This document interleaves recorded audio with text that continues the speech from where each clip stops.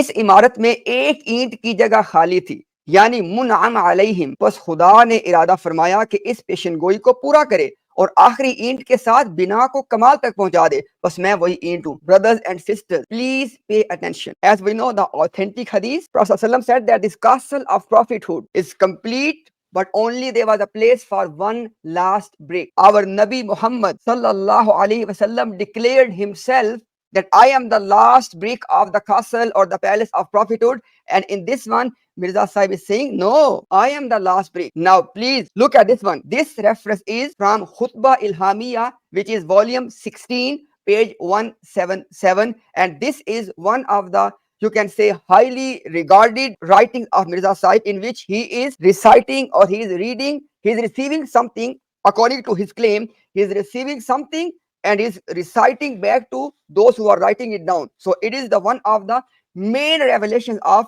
his prophetic career, in which he is claiming that I am the last brick of the castle of prophethood. And we all know that who is the last brick? Our Nabi, our beloved prophet Muhammad sallallahu alaihi wasallam. So you can see how what I said in the introduction of the video, how that's coming into play now.